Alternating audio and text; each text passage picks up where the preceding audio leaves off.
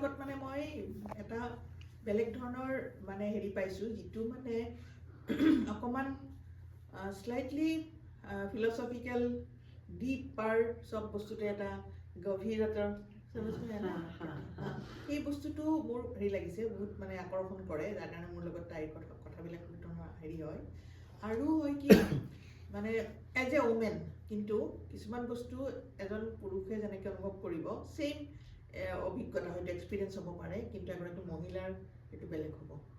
মানে same experience you feel as a woman and another man feel as a man, ठीक है।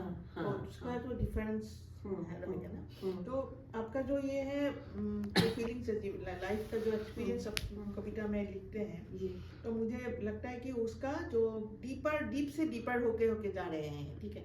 आप খান্দি খান্দি গৈ থাকে, মানে এটা কবিতাতেও হয়তো তেওঁ খান্দি খান্দি গৈ থাকে আৰু এটা সত্য মানে উন্মোচনৰ কাৰণে। আৰু এই কবিতাটোৰ ট্ৰুথ, এইটো সত্যই তেওঁ বিচাৰিছে, তেনেকুৱা ধৰণৰ এটা সত্য বিচাৰিছে, আৰু এই কথাটো ইয়াত প্ৰতিফলিত হৈছে।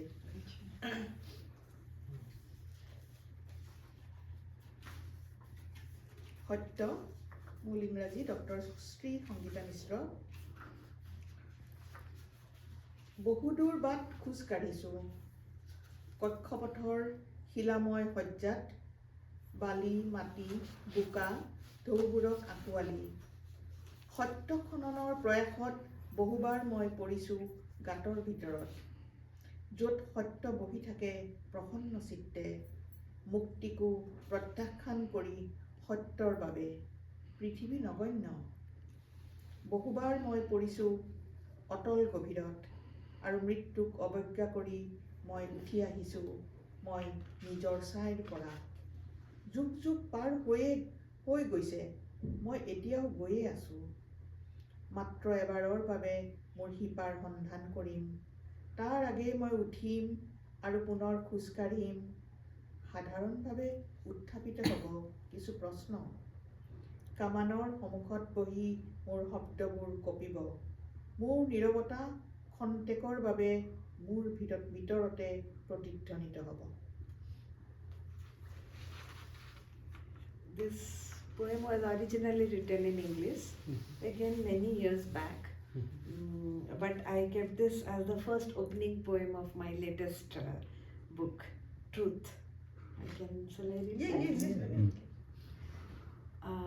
I have walked long on the rocky bed of the earth, embracing the sand, the soil, the sod, the clod. In my effort to excavate truth, many times I have fallen into the pit where truth sits complacent, refusing to be rescued, since for truth, earth is trivial.